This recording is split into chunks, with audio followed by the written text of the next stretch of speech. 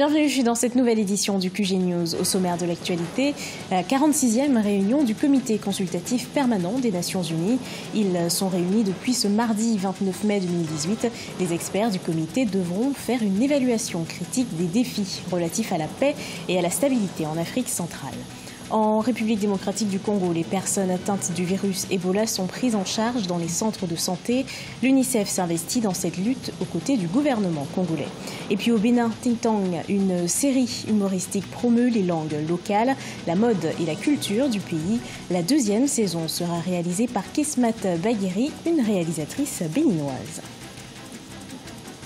Réunis à Brazzaville depuis ce mardi 29 mai 2018, les experts du comité consultatif permanent des Nations Unies chargés des questions de sécurité en Afrique centrale ont relevé des progrès dans plusieurs domaines, la consolidation de la démocratie, la stabilité des institutions et dans l'intégration régionale au sein de l'Afrique centrale. Ils devront faire une évaluation critique des défis relatifs à la paix et à la stabilité dans la région. Reportage de notre correspondant de Varanzou. Les États de l'Afrique centrale vont évaluer les défis sécuritaires qui incombent aux populations de la sous-région Afrique centrale et apporter des réponses communes. Parmi ces défis auxquels ils doivent faire face, la résurgence de la violence en République centrafricaine et la situation humanitaire causée par le groupe terroriste Boko Haram dans le lac Tchad sont autant de problèmes à évaluer pour y apporter des solutions. Nous avons des problèmes qui ont été très longtemps pris en compte par les Nations Unies. Le problème du Darfour, le problème de Joseph Kony à l'est de la RDC avec la criminalité transfrontalière, le problème de Boko Haram, le pillage des ressources, le trafic et la traite des armes. Ce sont des questions qui reviennent, ce n'est pas les problèmes d'une région, non. Les problèmes sont intervenus avec les humains et les États doivent apporter des réponses. C'est pour cela que nous réunissons. La situation générale dans la sous-région demeure préoccupante malgré les progrès observés. C'est ainsi que la 46e réunion du Comité consultatif permanent des Nations Unies, chargé des questions de sécurité en Afrique centrale, qui a lieu du 29 mai au 1er juin 2018 à Brazzaville, permettra aux participants d'adopter des mesures visant à consolider la paix dans les États membres. Ce matin, nous avons examiné les recommandations issues de la 45e réunion ministérielle. Je crois que nous avons constaté qu'il y a des évolutions positives, et puis dans certains pays bien sûr, dans d'autres par contre, il y a des efforts à déployer. Tous les sujets cruciaux qui font l'objet de cette 46e réunion du Comité consultatif permanent des Nations Unies chargé des questions de sécurité en Afrique centrale sont examinés par les experts du 29 au 31 mai. Le segment ministériel qui réunira les ministres des Affaires étrangères ainsi que les représentants des ministres en charge de la sécurité, de l'intérieur ou de la défense se tiendra le 1er juin 2018 et mettra un accent particulier sur la situation équato-guinéenne. Au Mali, le président Ibrahim Boubacar Keïta est candidat à sa propre succession. Après avoir reçu le soutien de plus de 60 partis politiques, le chef de l'État a fait acte de candidature. Il rejoint ainsi une vingtaine d'autres candidatures. Reportage de notre correspondant Mokhtar Bari. Le président sortant Ibrahim Boubacar Keïta, après avoir reçu le soutien de plus de 60 partis politiques rassemblés désormais dans la coalition Ensemble pour le Mali, est désormais candidat à sa propre succession. Depuis son domicile privé de Sébenikoro, c'est dans un discours solennel que le président a choisi de solliciter de nouveau le suffrage des électeurs. Il estime que du travail reste à faire tant sur le plan sécuritaire que celui de la réconciliation nationale.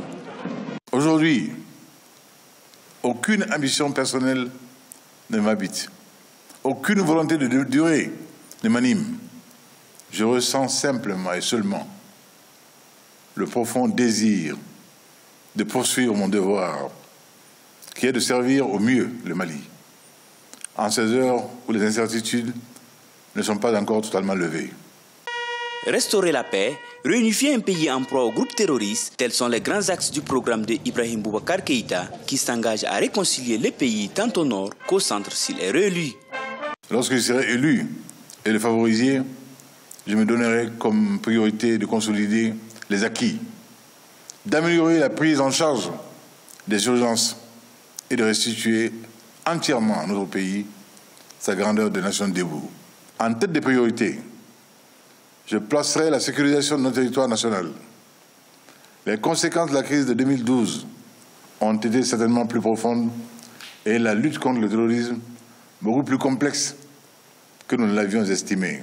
À 73 ans, Ibrahim Boubacar fera face pour la 3e fois à Soumaïla Cissé, chef de file de l'opposition politique, mais aussi d'anciens ministres de son mandat, à savoir Moussa Mara, Ousseini Amiongindo, Draman Dambélé ou Mamadou Igor Diarra et bien d'autres. En rappel, le premier tour de l'élection présidentielle aura lieu le 29 juillet 2018.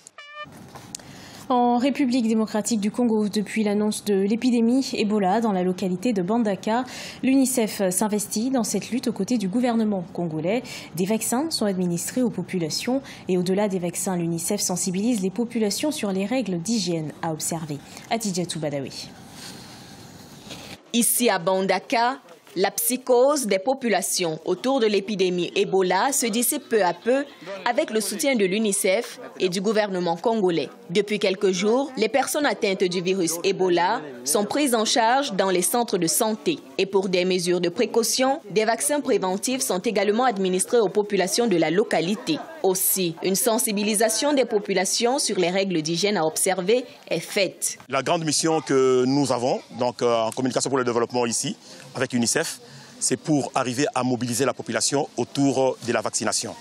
Donc nous entrons dans le ménage, des contacts pour leur parler de la vaccination qui arrête la chaîne de transmission. Dans cette localité touchée par l'épidémie de virus Ebola, le personnel médical use d'une communication de proximité pour mieux convaincre les populations à se diriger vers les centres de santé. Nous leur parlons de ce qu'ils doivent se faire, comment ils doivent se comporter et enfin les amener au site des vaccinations pour se faire vacciner.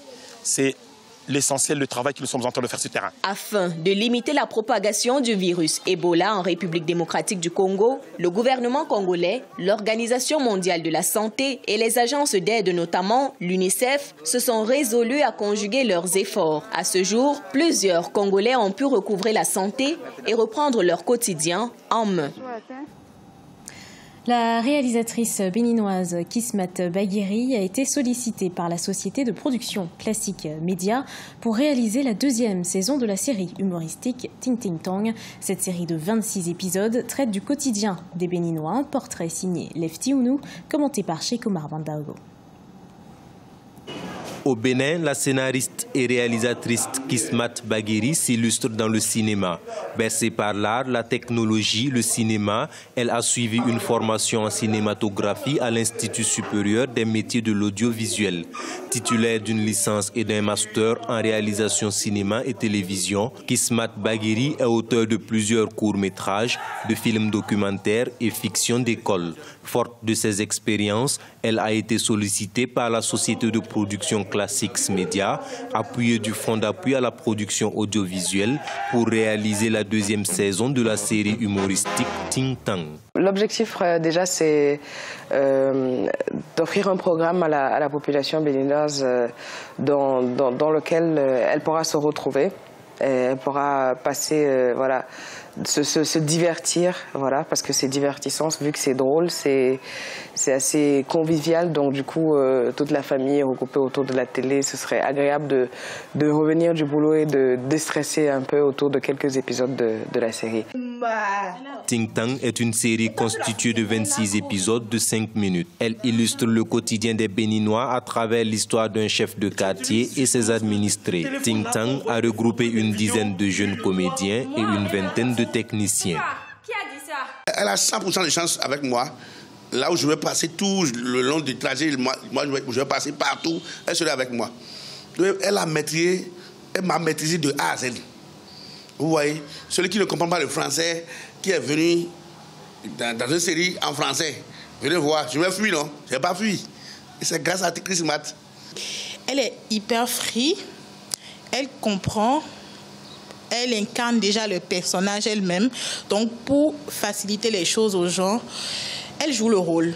Déjà pour montrer un peu comment ça va se passer. Elle nous assiste, elle nous aide, elle nous calme, surtout pour les gens qui transpirent, qui stressent devant la caméra. Selon la réalisatrice, la série Ting Tang promeut les langues locales, la mode et la culture béninoise. Ting Tang sera diffusée sur des chaînes locales, notamment la télévision nationale.